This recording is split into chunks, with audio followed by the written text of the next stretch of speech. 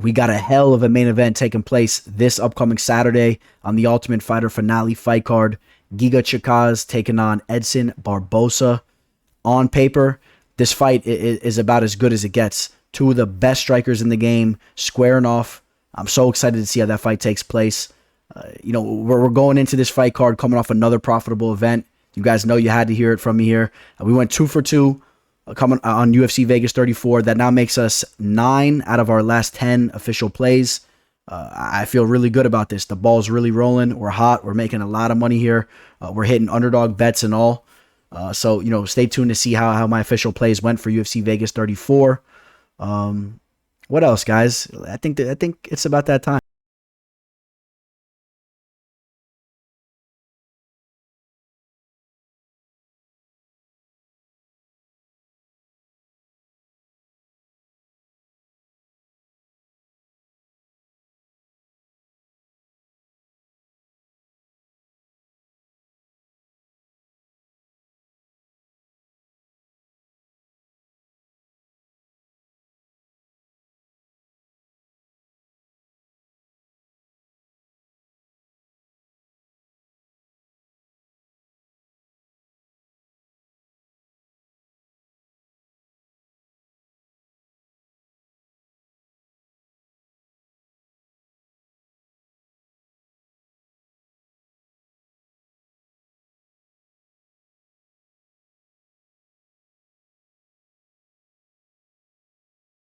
So we have reached the Ultimate Fighter Season 29 finale. It's been a hell of a season.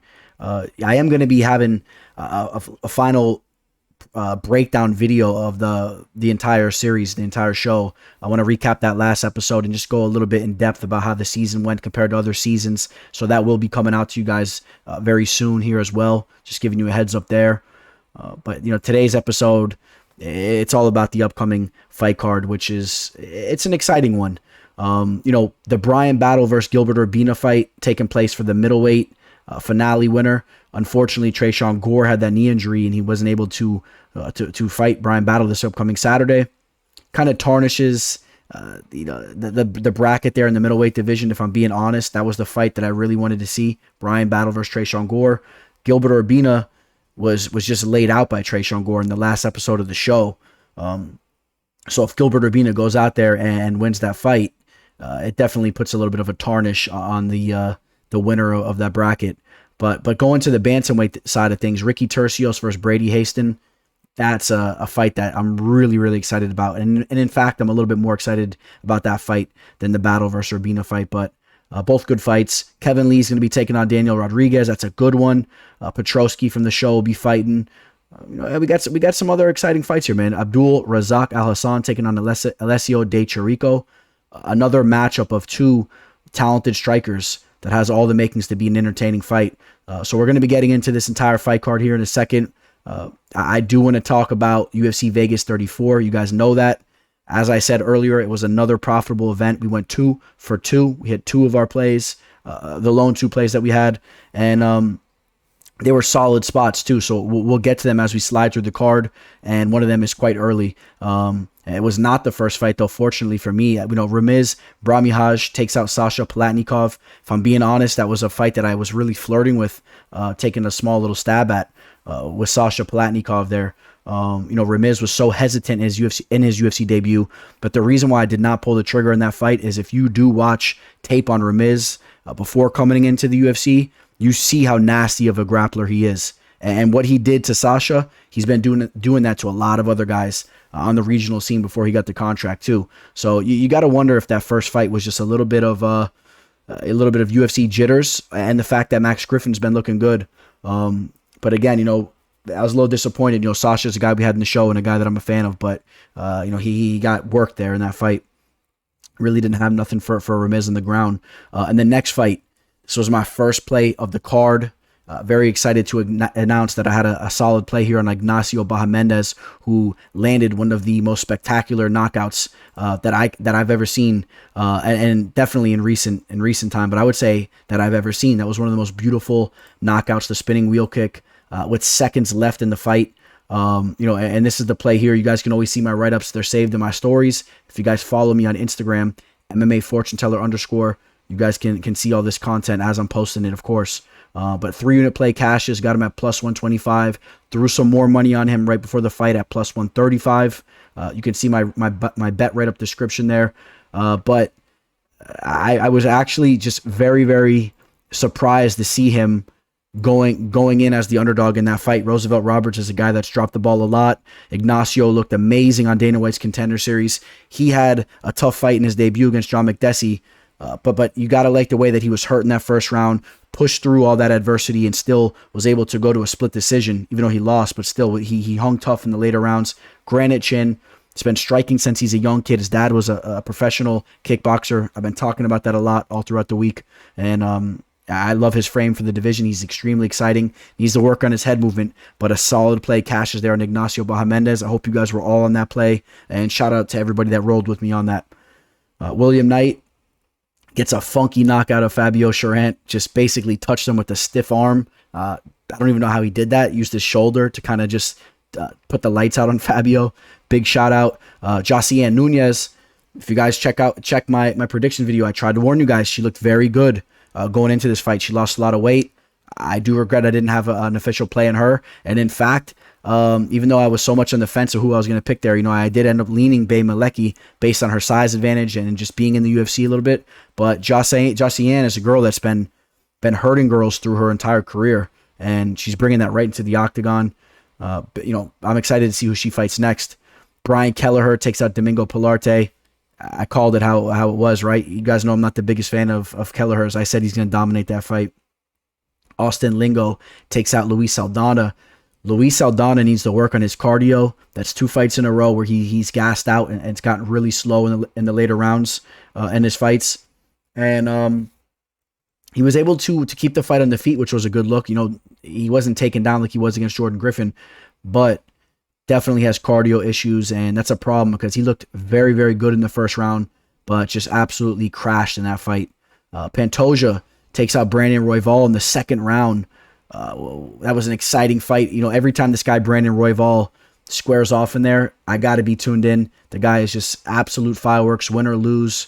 I don't think I could remember ever seeing any fighter that was so shifty and just constantly moving on the mat with their hips. The guy is just crazy, attacking the legs and everything. You cannot hold that guy down. But eventually Pantoja did get him in the second round and pulled off that rear naked choke.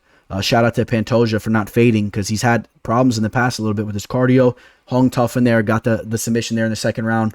And although Royval is such a treat to watch, you gotta kind of also realize that his craziness in there does leave him vulnerable at times. It seems, if you look at his resume, you see the L's that he's taken. Sometimes it does cost him, but I'm tuned in every time he's fighting. Vince Pichel takes out Austin Huber. This was a regret of mine. Was very close to pulling the trigger on an official play on Vince, but I did not.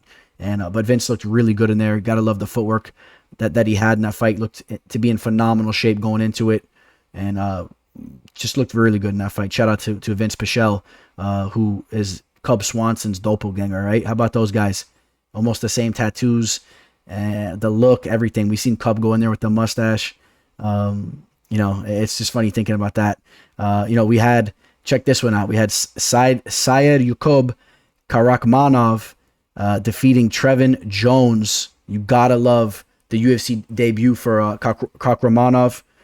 This guy was in there on short notice, was continuously just looking to finish this fight if he could and just bring the fight at every second in there. Ended up choking out Trevin Jones with what seconds left, I believe, right in the third round, right? Seconds left on the clock.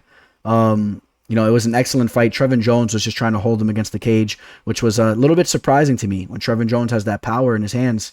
Didn't really want to engage there. And the next fight, Parker Porter defeats Chase Sherman. How about the fact somebody hopped on, or somebody commented, on my Instagram post for my full card prediction picks, where I do them on Instagram, and somebody commented, the fact that I chose Parker Porter showed my level of knowledge of the sport of MMA. And, he said, basically, you suck. Some guy hopped on there. I've been getting these once in a while. A couple little haters coming back on Instagram.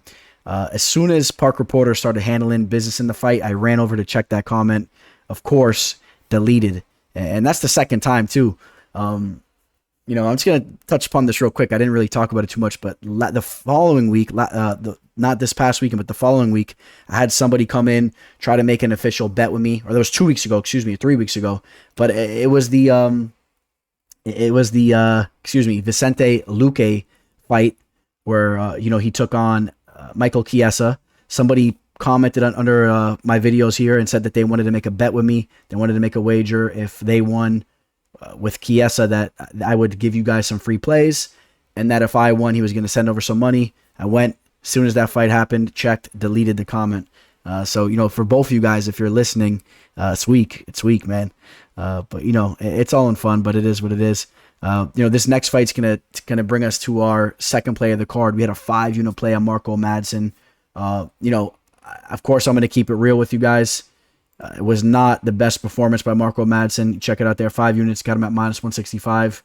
I was a little bit nervous during that fight. I thought that Madsen looked pretty bad. And if I'm being honest with you guys, he's calling out guys like Gregor Gillespie.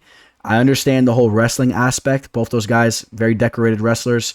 I'll tell you what, man. I think Gregor Gillespie would put the hands on Mark Madsen. Mark Madsen looked, I'll say horrendous. Horrible, horrendous. Just looked like straight trash on the feet. I think Gregor would light him up. Gregor actually has decent boxing. I think half of the roster in the division could actually lay Mark Madsen out. I think that he's lucky he was fighting a guy like Clay Guida, who was just swinging with his eyes closed out there. And again, this is a guy that just brought me good money. Didn't use his wrestling throughout the entire fight. Just was running in, clinching, throwing a couple knees. It just looked horrible. His jab looked horrible. And he needs to shake something up. He's old already. He's 11-0, but he's almost 36, I believe. And this is a guy that was talking about pushing towards the championship. Even Cormier asked him about that in there. That's a complete joke. This guy will not be there. I'm just being honest with you guys. This is what I see. This guy will never have it at the age that he's at. His striking is just horrendous, and was not impressed from what I saw there. But I'll take the money. It's 2 for 2, and I can't complain, at least for the fact that he came through. And then we had the main event. Jared Cannonier takes out Kelvin Gastelum. I thought this fight came down to that third round where Cannonier dropped Gastelum, therefore winning that round and then winning the fight by one extra round, right? 48-47. If he doesn't drop Gastelum there, Gastelum wins that round. I thought he was winning that round, and it goes the other way. So, close fight, though. And Cannonier looked really good, though. And I thought Cannonier was definitely deserving of winning that fight. So, big shout out to Cannonier. I know that he's looking for a big fight moving forward. Gastelum has now lost quite a few fights as of recently. So, it's tough to see. But, you know how the fight game is. It's ruthless. It's real. It is what it is. And Kelvin Gastelum is now a guy that's lost, I don't know, 4 or 5, 5 of his last 6 or 4 of his last 5. It's been tough. But again, another profitable event that will lead us in to this upcoming weekend. Like I said, I'm excited for this card. Let's get into it. Hey guys, real quick, if you're interested in my official plays, reach out to me. You can reach out to me through Instagram. Shoot me a DM. It's below, MMA Fortune Teller _. You can catch me on Twitter. Shoot me a message there. Or my preferred method even, just hit me up with an email, MMAfortuneteller@gmail.com. I would love to give you guys further information on my pricing, and I would love to work with you guys and make some money together. All right, guys, thanks. So it's been a while since we had the Ultimate Fighter finale fight card. In fact, the last one that we had was in 2018, and we had a main event fight of Brad Tavares and Israel Adesanya. That's a little bit throwback there. Adesanya fighting before he was the champion. We had fighters like Trezano, Joe Giannetti, guys I've had on the show, squaring off. Alex Caceres, Bruce Leroy, we've had him as well. A lot of Ultimate Fighter veterans here on the on this fight card. But that was back in 2018. Of course, we got to pay homage and just give a little shout out to that Stephan Bonnar versus Forrest Griffin fight, the Ultimate Fighter finale 1. One of the most epic fights that we've ever seen in the fight game. And just, when you think of MMA, in particular the UFC, of course, this is one of the fights that come to mind. It has to be a top 3 fight that comes to mind. And if you guys have never seen it, I highly recommend you watch it.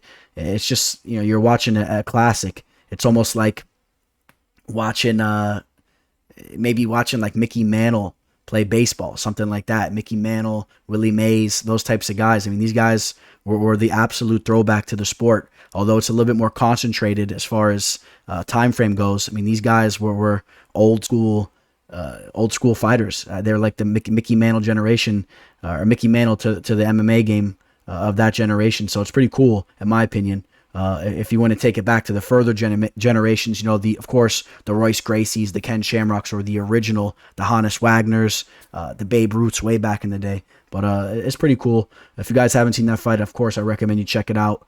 You know, here's the fight card. We're going to talk about all these fights here. We've got 12 fights. And in the first fight, we got Mana Martinez taking on Guido Canetti. To be honest, I'm a little surprised to see Guido Canetti fighting inside the octagon again. The guy's won 1 out of his last 4 fights. He's creeping up on 42 years old. And we're not talking about up in the heavyweight division. We're talking about down in the bantamweight division. I guess, you know, the UFC's going to give him another opportunity here. He has a tough customer. We got Mana Martinez making his UFC debut, coming off 2 victories in a row, 2 finishes, and the last one a little bit more impressive, taking out Jose Johnson. Jose Johnson's actually a talented fighter. He's fought on the Dana White's Contender Series show as well. Did lose, but still a guy that's very talented. And you know, that's a nice victory there from Mana. You break down tape on him. The guy has very nice counter strikes, very nice counter hooks. You've seen a couple guys walking into those getting laid out for sure. This guy has power. Doesn't necessarily look like it, but you guys know the fight game. It's not about always how you look as far as your power translating. This guy has some pop on his hands. This guy is very well deserving of a UFC fight here. And I think fortunately for him, he's getting a fight against a guy in Guido Canetti that's definitely past his prime. I think this is a solid opportunity for Mana to come in and get a victory. You know, his last loss was against Draco Rodriguez. Draco Rodriguez, a guy that's really hasn't looked as impressive as recently. But, you know, Draco did go in there and pull off that arm triangle. And that was an entertaining fight. If you guys remember that. Fight, it was an entertaining one. These guys were going at it. I think Mana has definitely grown since then. It's been about a year, but still, you know, coming off 2 victories, I think that he's going to look good here. He's only 25 years old. That's why I say, you know, a year's time frame, it's right around that age of 25. I'd say a year is almost like 2 years compared to a guy that's like 28, 29. I really believe you could see some major growth from guys around this age. And I like what I've seen from him. He's going to have a 2-inch reach advantage against Guido. Guido's going to be 4 inches shorter. I think this is a fight where Mana should come through. He's right around a minus 350 favorite right now. Take a look at the live line. Yeah, right around minus 350. You know, and, you know, Guido's going to have a little bit of an experience edge. Only 3 more professional fights, but he's been in the MMA game for a longer period of time. Maybe he could use that to his advantage. I just think that the age is really going against him here, and I expect Mana to use his hands, use the counter shots, or even be the aggressor and just land some heavy shots on Guido. Guido's coming off knockout losses in that against Dana Bada-Gurel. Got submitted by Marlon Vera, and was also submitted by Hung Yo Kong. So I don't know. Is Mana going to go out there and try to look to pull off a sub? I don't necessarily think so. He likes to use his hands, and I think that's the avenue he's going to go down. I think he's going to try to box Guido up and just be the more crisp striker. This guy has a knockout victory over Ricky Turcios. Of course, we'll be talking about Ricky here in a little bit. Ricky looked very good on the show. That's a solid victory on the resume. And again, also knocked out 4 of his last wins were by way of knockout. So I think that's the route I'm going to go. I've been decently impressed from what I've seen from him. I like Mana Martinez to win the fight. The line, minus 350. For a guy making his UFC debut, maybe a tad bit high, but I think, you know, it makes sense. And again, he was supposed to be fighting Trevin Jones just recently. That fight fell through. So I think that he gets an easier opponent here, and that's good for his career. He's still very young. I think overall this is a much better fight for him, and I think Mana Martinez gets the victory.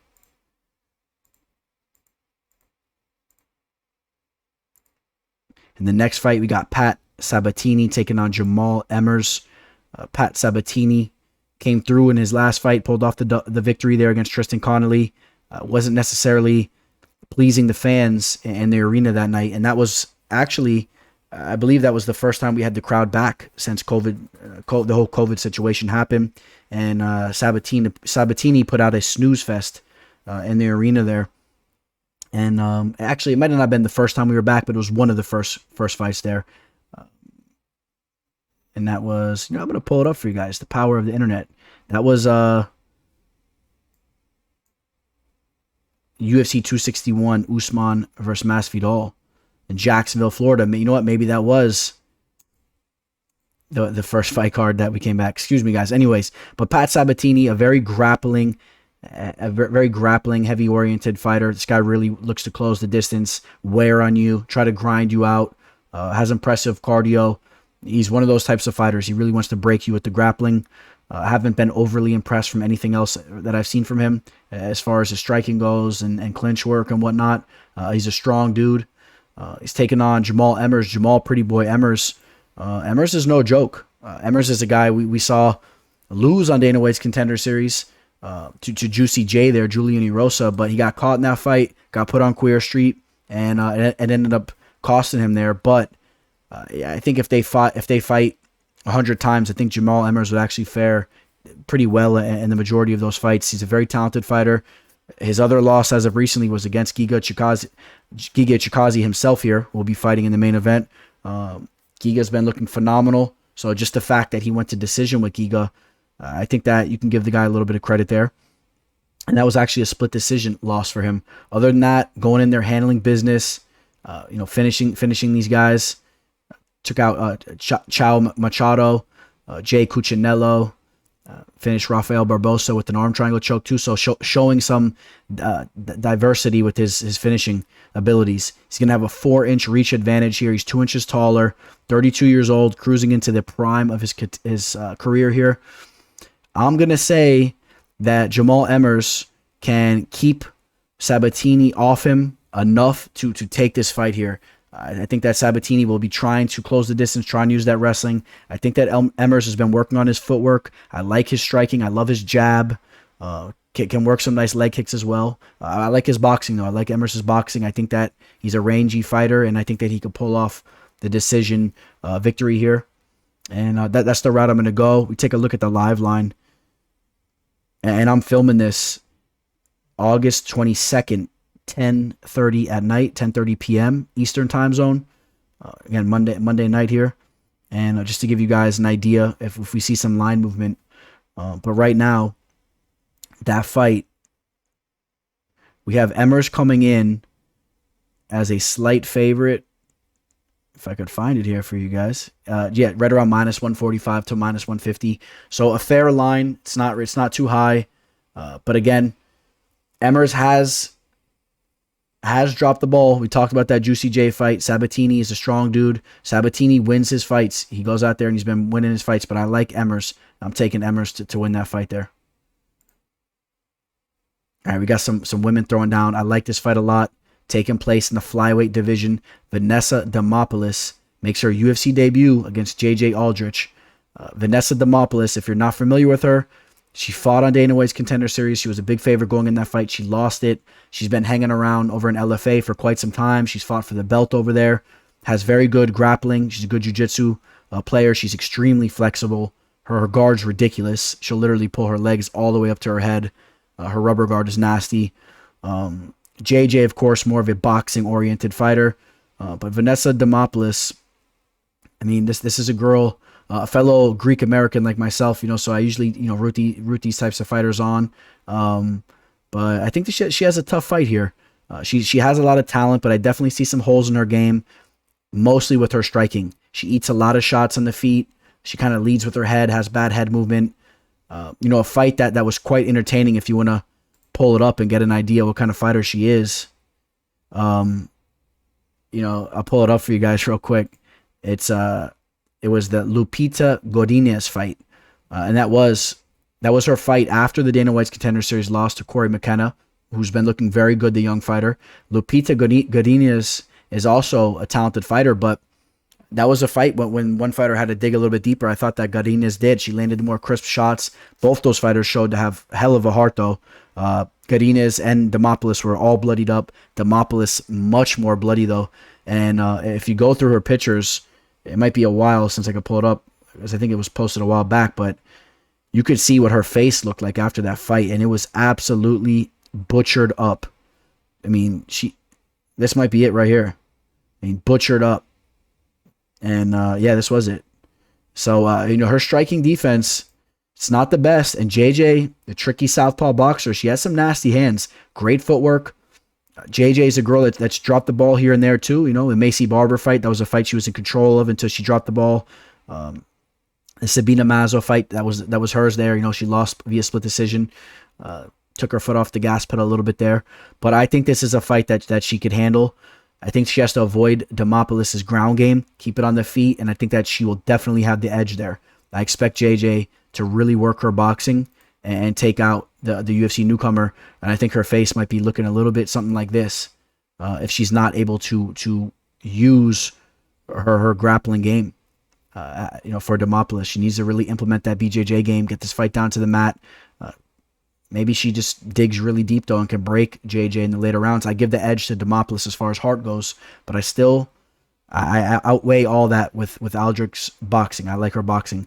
She's 4 inches taller, has a nice reach advantage here, about a 5.5 inch reach advantage, so she can use those boxing skills. I like it. I like it a lot. And but Demopoulos is coming off a victory. Finish Cynthia Arceo. I think Aldrich is a better fighter there. And, we take a look at the live line real quick. Demopoulos is, they never put these fights in order. They always got them all mixed up. But Demopoulos is right around a plus 270. She's a pretty big underdog here. JJ Aldrich minus 350. Got to be careful with those women's fights. At times, they tend to play out closely. We'll see how that goes, but I like JJ. In the next fight, we got Dustin Jacoby taking on Darren Stewart. Excellent fight matchup here. It kind of fits the theme for this card. Striking matchups. Two guys that really throw down on the feet. Darren Stewart, the name, the dentist, very fitting because this guy cracks. And if he cracked you in your mouth, your teeth would be flying out.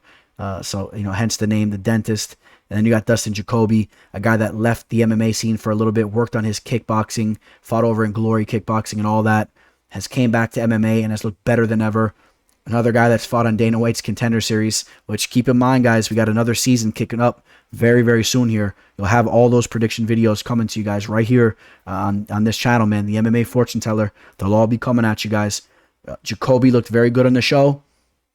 Jacoby is the much more diverse striker here.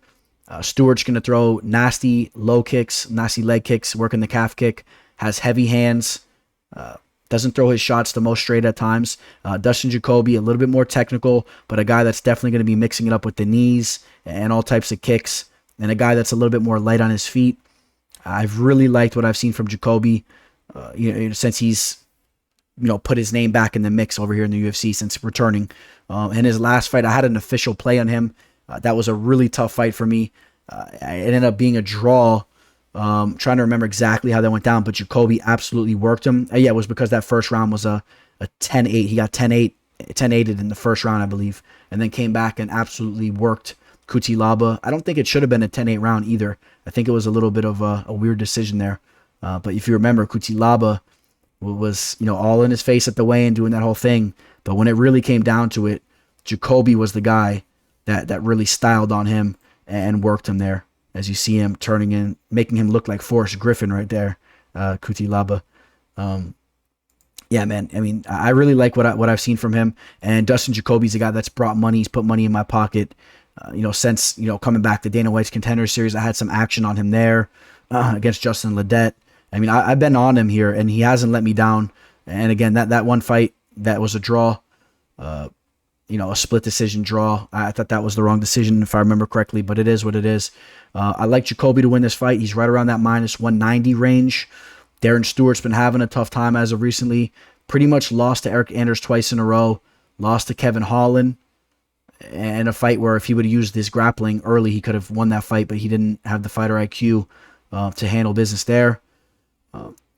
Did look good against Maki Pitolo. That was actually an official play for me there, so I will give him credit as well. And Darren Stewart, although maybe it sounds like I'm being harsh, though, Darren Stewart is a really cool guy. I've chatted up with him a little bit on Instagram. This is a guy that's really fully involved in the fight game. He takes his fight career very serious, and nothing but respect to him when he goes out there. I call these fights how I see them, though. I think Jacoby's a little bit more diverse, and I like Jacoby here. Fight taking place at the light heavyweight division. Stewart, a guy that's put in a lot of time in the middleweight division, but not cutting any weight here. Jacoby, also a guy that's bounced around in weight classes. I like Jacoby to win the fight. As long as he doesn't get cracked and put on Queer Street from Stewart, I think that he should handle business. But a solid fight here. The dentist, Darren Stewart. How about this one? We got Sam Smiling Alvey taking on Wellington Turman.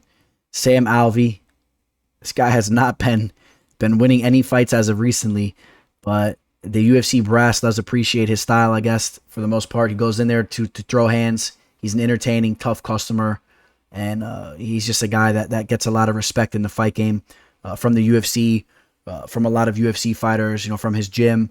This guy, he's a tough customer. You hear about the war stories over there at Team Quest. You hear him going to war with guys like Sean Strickland, all those types of guys, Dan Henderson. You got to love his personality. He's a great follow on Instagram. If you don't follow Sam Alvey, I highly recommend that you do. Sam Alvey, he's going to be going into this fight like he goes into all his fights. He's going to be looking to hit you with that counter shot and knock you out. He might have a solid customer in front of him right here, a guy that might be fitting what he's looking for, because Wellington Turman, as of recently, has been getting finished here. Finished by Andrew Sanchez and by Bruno Silva. The chin has been tested. It's been getting chipped away at a little bit here recently. So if Alvey can land some shots, I definitely think that he can hurt Turman. The only problem with Sam Alvey is one of the most inactive fighters when he's in there fighting. He throws some of the least amount of strikes. He's going to be on that back foot, like I said, waiting for those counter shots. And if you play it smart and you go out there and you just throw leg kicks and just throw a couple little jabs here and there and then just back up when he throws his little counter shot, you can cruise to a decision victory over Sam Alvey easier than any other fighter. But he's pretty good at getting guys to engage, and he's pretty good at throwing those counter shots and putting a couple combinations together. When you come in, he'll try to rush you a little bit. Very good takedown defense. Loves to work those takedowns against the cage. A guy that's very hard to get down. I don't necessarily see Turman getting this fight down to the ground. I think this fight takes place on the feet. I'm going to take Turman. If Turman has some coaches working with him here that are giving him any type of advice here to win this fight, they're going to have him take his foot off the gas pedal, slow things down. Like I said, work those leg kicks from the outside, throw a couple different shots. Get yourself a victory here over Sam Alvey, a nice veteran. So this way you get your career back on track and you can work something in your next fight if you want to be entertaining, you want to go for a knockout. Get the victory over Sam Alvey. If I was his coach, I would be harping on this. I would be practicing that type of mindset going into this fight the entire time. Yes, you're still going to handle business when you guys are engaging. You still got to have that killer instinct, but you want to be cerebral out there and make the right decisions. Sam Alvey's a guy you can cruise to a victory. Will Turman be smart enough to do that? Will his coaches coach him up enough to go out there and handle business like that? We're going to see. Turman is a guy that had a lot of hype not too long ago. Of course, now it's not really the same, but not too long ago, this was a guy people were really high on, and had that Marcus Perez victory. That was a nice look for him. But as of recently, the chin has been tested. Will Sam Alvey be able to do anything about that? Test it some more. We'll see about that. I like Turman to win the fight, and he's right around minus 150 to minus 155.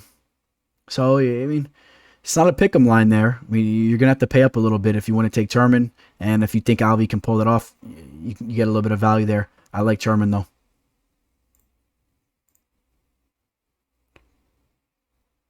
All right, I told you there was a theme of strikers fighting on this card. Abdul, Razak, Alhassan taking on Alessio de Chirico. These guys, they like to go out there and land some nice shots in the feet. Alessio de Chirico just had a nasty head kick over Joaquin Buckley. Meanwhile, Joaquin Buckley is a guy that just had one of the most spectacular knockouts of all time, and then De Chirico goes out there and takes a little bit of his steam. Because if you guys remember, man, he put him out. De Chirico, a very technical striker, can work the kicks. His boxing's good. A nice counter puncher as well. Very technical with his hands. I like his stand-up game. If you look at some of the fights that he's dropped the ball, lost to Kevin Holland, lost to Makhmud Muradov, who we'll be talking about in a minute, a very talented fighter. And the Zach Cummings fight was a little bit of a tough fight for him there. But again, he bounced back in a big way. He's 31 years old. This guy, Abdul Razak Alhassan, has lost 3 fights in a row. We talked earlier, or in the last fight, about the recipe to beat a specific fighter. The recipe to take out Abdul Razak Alhassan is right in front of your face. You got to grind him out. You got to make it past that first round. You got to clinch him up. You got to hang on him a little bit, and then you go in and you can start striking as well. But he has horrible cardio. I really don't like the way he's been looking in the later rounds. You saw him in his last fight, even against Jacob Malkoun. Malkoun was able to grind him out as well. It's one of those things where he was knocked out in a really devastating way by KS Williams. You wonder, is he the same fighter that he was just 2 years ago? Remember when he was an undefeated fighter, he was coming in just starching guys, coming in as a heavy favorite, knocking guys out like Sabah Hamasi, I think 2 times, because there was some controversy the first time, but his hands looked lightning fast. Hasn't looked the same as of recently. He's 36 years old. He's taken some damage. I think that Alessio de Chirico handles business here. Hopefully he has a nice game plan here, but I think he can win this fight a variety of ways. And the only way I think he loses this fight is if he gets caught early by Abdul, who is a guy that could really, really hurt you with his hands, especially when he's fresh. And also, he does have some judo skills, some decent takedown defense. He has good hips, but you go in there, you just hang on him a little bit. He's not the same fighter that he was just a little bit earlier in the fight. I do believe that the Chirico right around a minus 225, maybe a little bit dangerous with the guy like Alhassan who could shut your lights out. All right, we made it to the main card. Gerald, the Meerschaert, taking on Makhmud Muradov. And that's a little inside joke with me and Gerald. I've been trying to recommend to him to use that as his nickname, but he found it pretty comical, but he didn't want to take my recommendation. Gerald Meerschaert, always a tough customer, a guy that can go out there, get knocked out in devastating fashion by Khamzat Chimaev, but go out there stone-faced and take it like a man. He really just took that loss in a solid way, and he goes back to the drawing board and he looks to go win his next fight. Now that fight was against Bartosz Fabinski, where he was able to pull off the submission. You got to give him credit for bouncing back and getting a victory like that.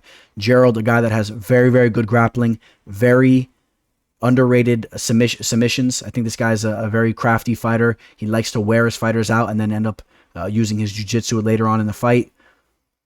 This is a tough fight for him, though. Makhmud Muradov, a guy that's been really hyped up for quite some time.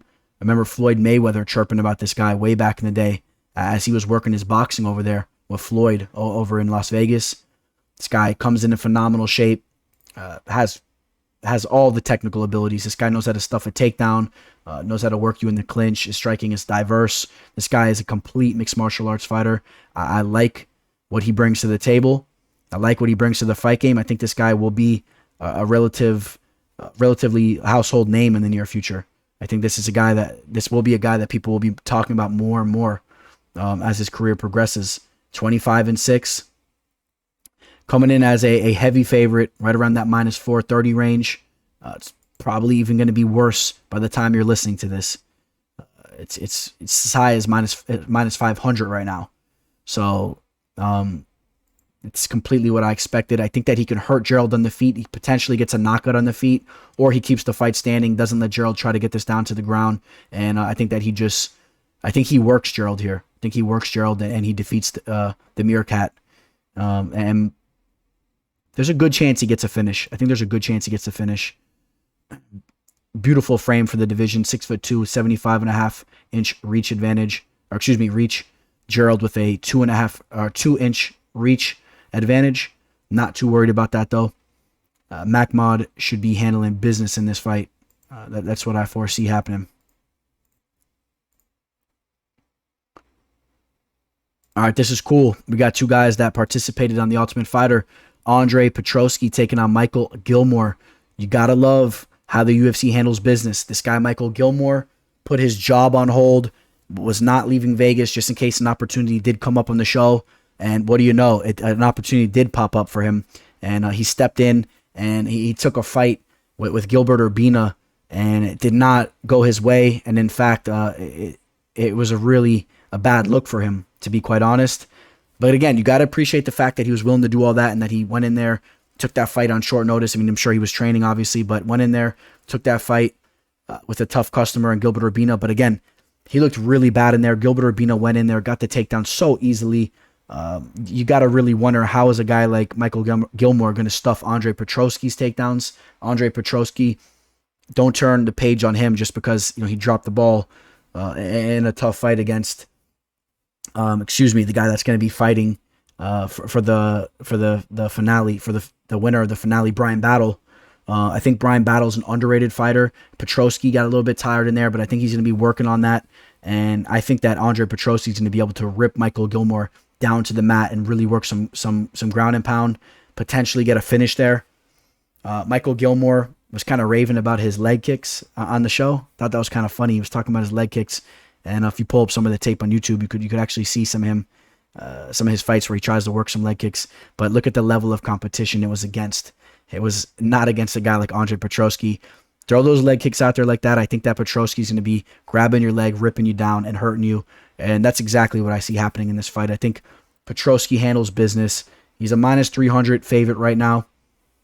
And I think that's legit. I think he could even go up as high as minus 400. I think action comes in on Petroski, and I think it makes sense because stylistically Gilmore is going to be in trouble here. If you're looking at the Gilmore side of things, you got to maybe say Petroski didn't look good against Battle, and maybe you're not so high in Battle, and you say, oh, this guy Petroski breaks in his fights. You had that situation where he got kneed in the face, and he was talking about headbutt. Maybe you wonder about his mindset in there. Maybe he fizzles out a little bit in his fights. I don't think that's the case, though. And then maybe all of a sudden Gilmore shows up and he's a different fighter because now he had a full camp. He was training for this fight. Maybe he doesn't look like this. Just to play devil's advocate. But I don't see that being the case at all.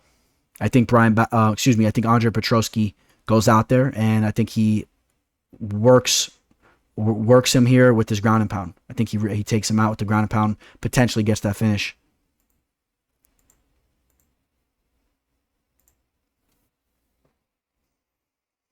Solid fight here. Fight taking place in the welterweight division. Kevin Lee taking on Daniel Rodriguez. D-Rod. D-Rod has been looking very good as of recently. I love this guy's striking. He's silky smooth on the feet. Great head movement. A very, very tough customer. Can take a shot like the best of them. If you guys remember that fight against... who was it against? Dwight Grant. Got caught early by Dwight Grant. Hung tough in there. Ended up getting a knockout himself. Had that loss to Nicholas Dalby. Very, very close fight. Should have at least been a split decision. That was an official play of mine on Nicholas Dalby. Grabbed him in the plus 200 range. So, I'm not gonna say that Dalby didn't win that fight necessarily, but it was a very close fight. I thought Dalby edged it. To be serious, I thought Dalby edged the fight. But if Rodriguez would have won that fight, I could have saw it go either way. Rodriguez, a very tough customer here. It's going to be the taller fighter, but Kevin Lee actually has the 3-inch reach advantage. Lee has a very nice reach for his frame, and Lee is a guy that's only won one of his last 4 fights against Gregor Gillespie in one of the most phenomenal knockouts that you'll ever see. Loss is coming by way of Charles Oliveira, the lightweight champion, Rafael Dos Anjos, and Ali Quinta. So the Rafael Dos Anjos, the RDA, and the Charles Oliveira fights where he was kind of lacking with the grappling and got subbed there. D-Rod is a guy that really looks to kind of box with you, kind of strike with you, but let's not forget he pulled off a very crafty submission against Tim the Dirty Bird Means So he has those kind of abilities in there. I think naturally he's the bigger guy. I like D-Rod here. I think D-Rod can work Kevin Lee on the feet with the striking. I think that Lee, like I said, he kind of fizzles a little bit with the grappling exchanges and whatnot later in the fight, especially. I'll take D-Rod. I'll take D-Rod here. 34 years old. I think he still has plenty more left in the tank. 17 professional fights. This guy's a legit fighter. And Kevin Lee, a guy that not too long ago was just, yelling to Michael Chiesa about his mom. He was sitting at the press conference with the Jimi Hendrix bandana, the tie-dye type stuff. He had the little 70s glasses. Things were looking really good for him. He had a nice submission on Michael Chiesa too. After that when that fight actually happened. After the press conference, of course. Things have not necessarily been going that smooth though as of recently. This was a guy that was calling out for fights with Conor McGregor. It's just but Kevin Lee, he's built up his own name and his own way. And real quick, I think that his tattoo is pretty dope. I heard a lot of people hating on it, but I think it's pretty dope. It's that samurai armor going up the head. It's nasty.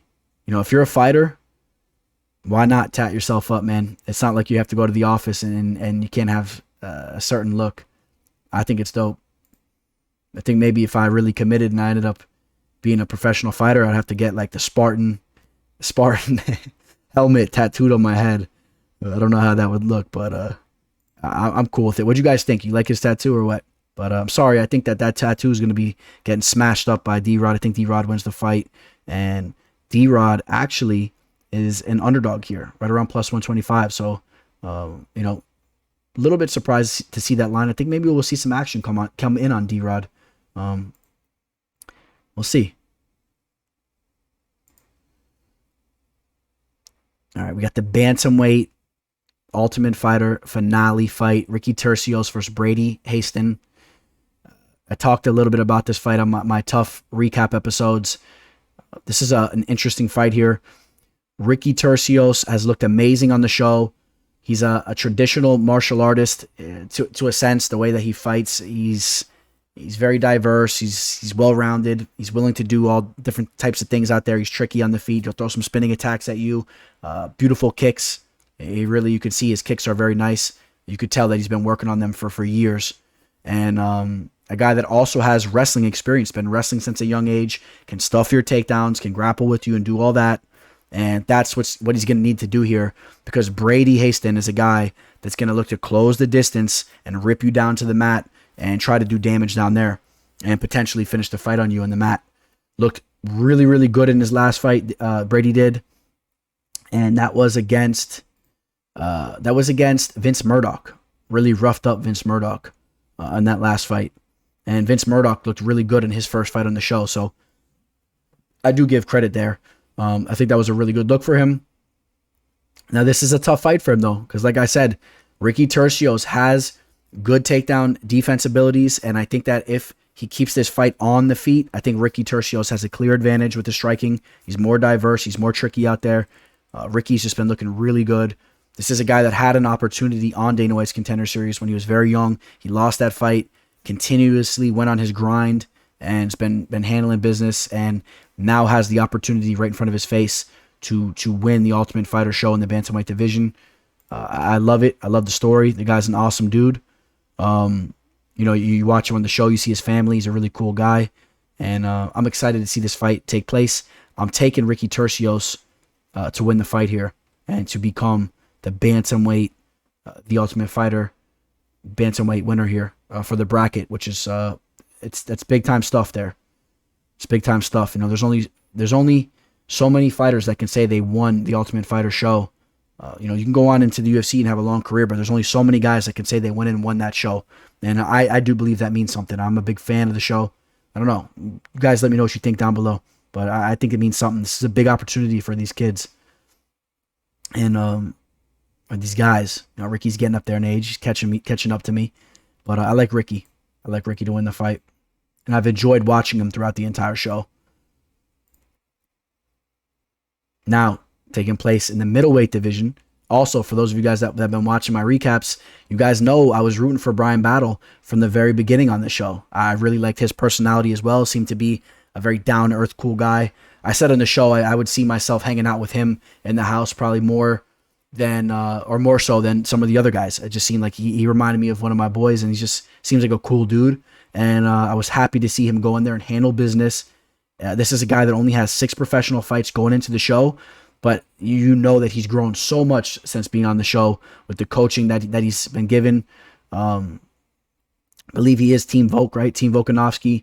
And, Volkanovski said that Bryan Battle was going to be the guy that went out there and won the show. And that's high praise after picking him so late. But once he started working with him, seeing his abilities, great takedown defense, constantly on the attack. He has almost like a Tony Ferguson type style. When you try to take him down, he's going to be working you the entire time, dropping elbows on you, working you against the cage, dropping Travis Brown elbows, doing all types of stuff like that. He's going to grind right back up to his feet. He's going to be hitting you on his way up. And then once he gets back up to the feet, I think he has very underrated striking. I really do. I think this guy, he kind of has his own little look to his striking, but it's very productive. It gets the job done. It hurts these guys.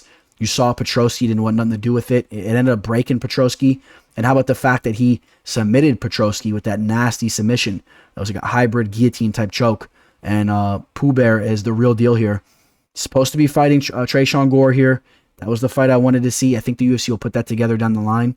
Gilbert Urbina, though, a very tough customer as well.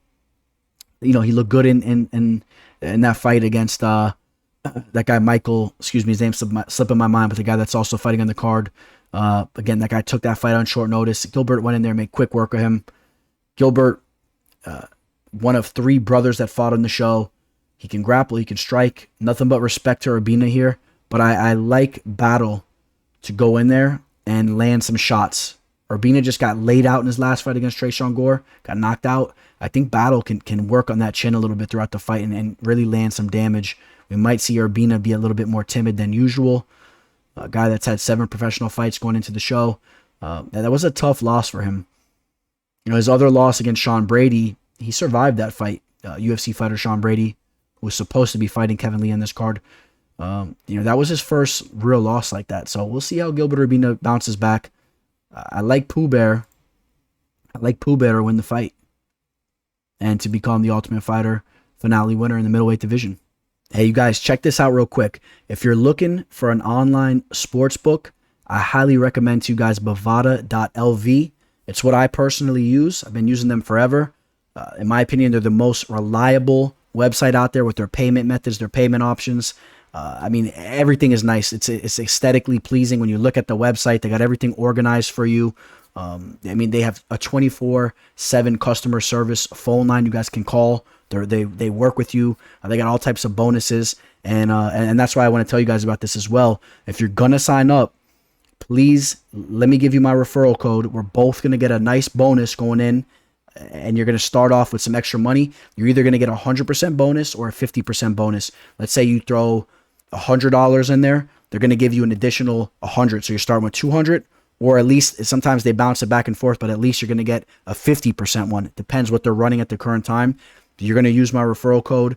And if you do that, not only are you going to start out with double the amount of money you put in, I'm going to give you 3 fight cards for free as far as my picks go. I'm going to give you a 3-card package for free. All right, guys? So if you guys are just dabbling, you're new to this, I'll work with you. I'll help give you guys a bunch of information how everything works. But you see how it is right here, man. You click on the lines, you can mess around, see what stuff pays. If this is all new to you, you don't really understand how these lines work. It's a great website for you to go on and kind of just get an idea of how the game works, understand these lines and whatnot. They got it all here. I highly recommend you guys do this. So if you're interested, shoot me a DM on Instagram or hit me up with an email. All my information's down below. You see it scrolling. I got my email there. It's all on my YouTube channel as well. So hit me up and let's get things going. Let's get you. What a main event we have here. Edson Barboza taking on Giga Chikadze. If you guys are excited for this main event, like I am, if you think this is one of the better main events that we've had in some time, not necessarily just the biggest of names squaring off, but I'm talking about just action-packed resumes facing off against each other. If you guys agree with that sentiment, hit the like button. Please do. It really helps me out over here. If you guys haven't subscribed already, please do subscribe. This is going to be an awesome fight here. Edson Barboza coming off a phenomenal knockout against Shane Burgos. That was that fight, number where he hit him with the shot, and Shane Burgos, it took him a second. It's like he had a delayed reaction, and his brain shut off. It was pretty cool to see, something that you don't normally see. Barboza, you talk about that spinning heel kick that we just saw from Ignacio Bahamendez. How about the one Barboza landed on Terry Edom way back in the day? I saw that live in the bar. I was sitting at the bar. People are talking and whatnot. They're trying to, BS about the daily stuff, the work week and whatnot. When I saw that knockout, I wasn't hearing nobody's stuff. I was jumping up, knocking their glasses across the table. One of the most phenomenal knockouts you'll ever see. If you haven't seen that, you have to pull that up. I know for the most part, all you guys saw that knockout. The UFC's been, re-rolling that forever. But Barboza, since dropping down to the featherweight division, has looked phenomenal. I thought that he lost. I thought that he won that fight against Dan Ige. In fact, I thought that was one of the worst decisions that we've seen over the last couple of years. Thought it was a bad decision, and it was a shame that he lost that fight. And if he didn't lose that fight, he's now in the featherweight division. He's 3-0, hasn't lost yet. That's my opinion on it. And even if you go back to his Paul Felder fight, I thought that he won that fight against Paul Felder. I was very surprised to see him lose that fight as well. His last fight up at lightweight. So just take that into consideration. Edson is 35 years old. Giga 33. Not nearly as much professional experience though. Giga's a guy. I shouldn't say not as much professional experience, not as much professional mixed martial arts experience. As far as the kickboxing, Giga's been heavily involved in the kickboxing game for a long time, and he's one of those kickboxers that's came over to the sport of MMA, learned those other aspects of the game, and's really been able to go out there and implement his kickboxing skills that he's bringing over. You saw him against Cub Swanson, the way that he was digging the feet right into the midsection there. His body kick is so nasty. The guy is he's lightning fast. He's so technical. There's no telegraphing going on with the strikes. And you could say the same thing about Edson Barboza. Beautiful spinning attacks, beautiful leg kicks. And I'm really pumped for this fight. I truly am pumped for this fight. Giga going to be an inch taller, have an inch less of a reach. I don't really look too much into that. Giga, of course, training out of King's MMA. They just took an L with Kelvin Gastelum. Since we're talking about it, I really didn't like the corner advice that Rafael Cordero was giving Kelvin Gastelum in that fight, telling Kelvin, "Oh, you're up for sure at least 2 of the 3 rounds going into the 4th round," when I thought it was not the case. And just he was very relaxed in there. I kind of like the cornermen that are a little bit more like James Krause, that are in your face. They're telling you, listen, you're down. You need to step it up. You can't trust these judges.